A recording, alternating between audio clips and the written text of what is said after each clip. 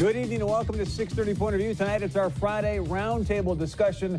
Ton of great topics to get to. I'm Chris Berg. Thanks so much for joining us. Joining us tonight, Rob Port, owner of StayAnythingBlog.com. Also, Cortland Miller, recent NDSU grad. And again, I say it, the host of What's on Your Mind, Mr. Scott Hennon on AM 1100 The Flag.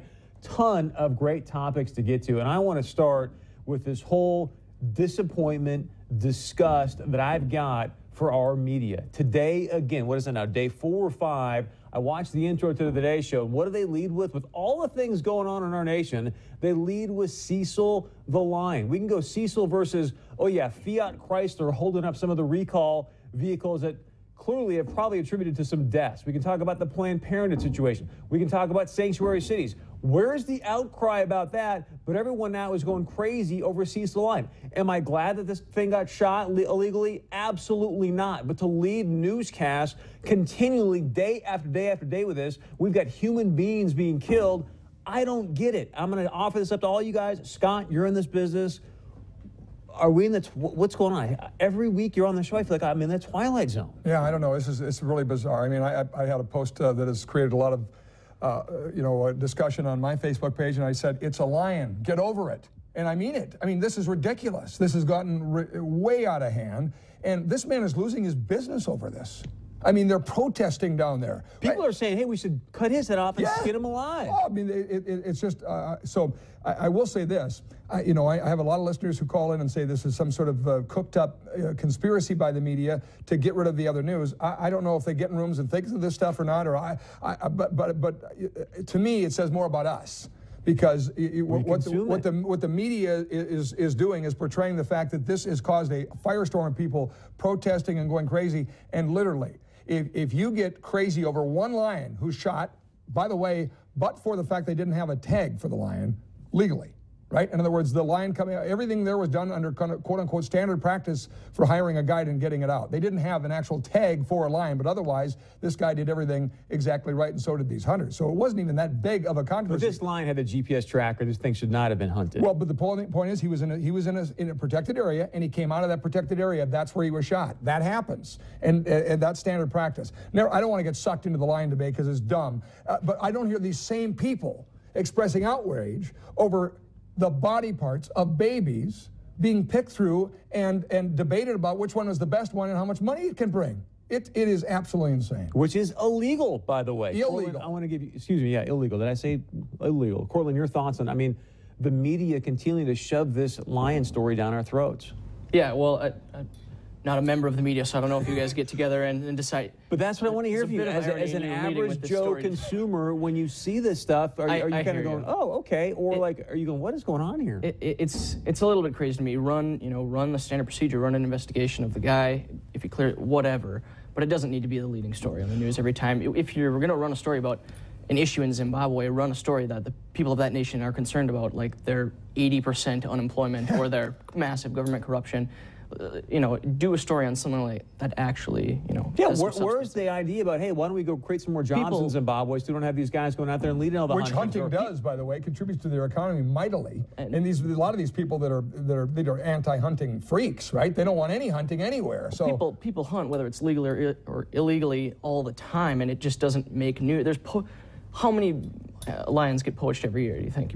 I don't know because it's not in the news every day. This was a famous lion, I guess, but who knew about Cecil the Lion in America before? And again, I don't want any of us to come across as being callous towards the lion. What I'm callous about is the way the media continues to shove this thing down our throat. And Rob, I'm going to come to you because Cortland brings up a great point. Hey, if you want to go investigate this situation, go ahead and do that. But here's my rub against this. You now have got the U.S. Wildlife saying, hey, we're going to go investigate Mr. Palmer over the situation with Cecil the Lion. But where in the world is Loretta Lynch? And clearly we've got people on video breaking the law about selling baby parts. Where's the investigation there? Not even a word from the administration. Not even a word from our AG, Loretta Lynch, saying, yeah, you know what, let's at least get to the facts. I don't care where you're at on pro-life, pro-choice. I could care less right now. My point is, just like the U.S. Wildlife says, let's get to the facts in the situation. I want to know where Loretta Lynch is. Rob Port, you say what? Well, I think really, to me, divorcing this from all the different issues, to me, this is about social media. And listen, we had a case in Fargo not that long ago where a guy taking pictures in the park was subjected to the same sort of digital lynch mob that the lion hunter is. So, to me, you ask why is the media covering this, endlessly, ad nauseum?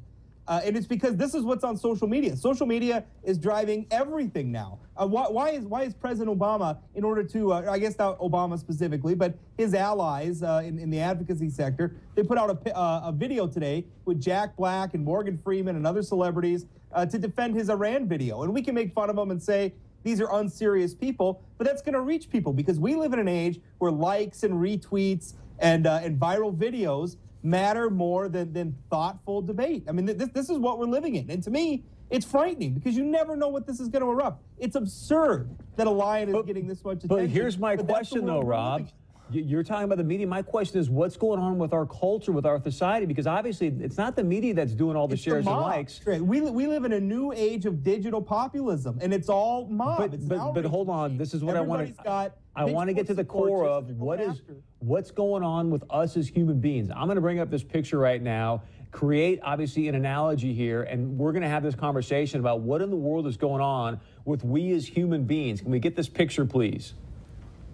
Here you've got, a lion, which was hunted down by somebody illegally who shouldn't have been in that country, a foreigner, Then you've got Kate Steinle here, who, again, hunted down illegally by a foreigner who shouldn't have been in that country, and Jimmy Kimmel is crying over Cecil. You don't hear boo about Kate from these people. That's what I'm trying to get at, Rob. That's because people like Jimmy Kimmel, they're pandering, right? The cable news, they're pandering. Everybody's pandering because everybody wants Facebook.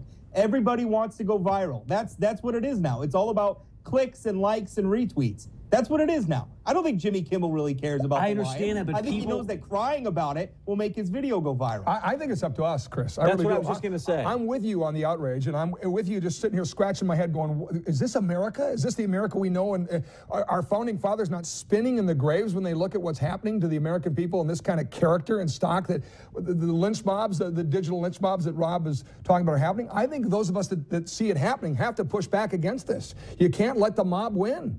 You've got Nancy Pelosi, a former leader of the House, stand up in front of America and say, I'm for sanctuary cities. Even though it's breaking a federal law, it's like no big deal. And I can't believe that there's not more outrage about a young woman out of the San Francisco Bay Area getting shot by a foreigner. And all of a sudden, if you start to stand up for Kate, guess what? You're a xenophobe. You're a bigot. You're a racist. It is absurd and disgusting to me. I'm going to give you the last word. I don't know if I want it, Chris. But all right, then I'm going to give it to Rob. Rob, I'm giving you the last word.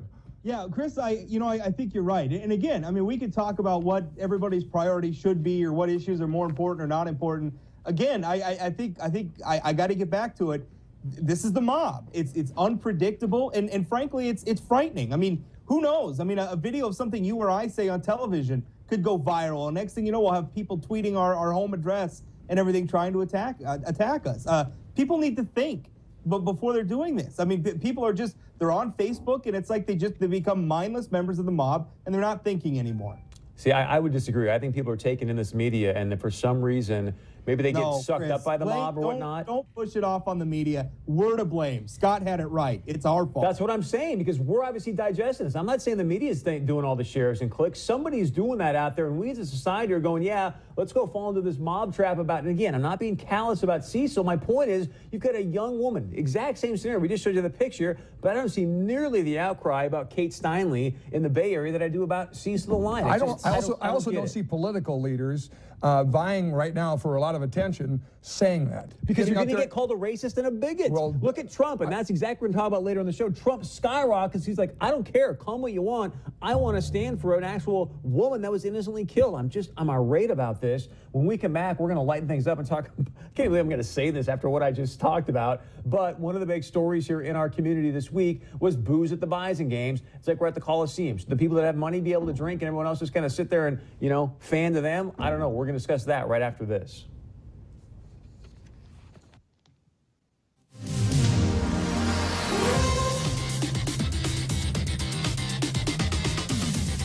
Because if the president tells you and you don't, who the f*** knows what would happen? And by the way, to all future presidents, if you ask me to come to Washington, I will do that. Because I have no idea how to react to that other than, what time?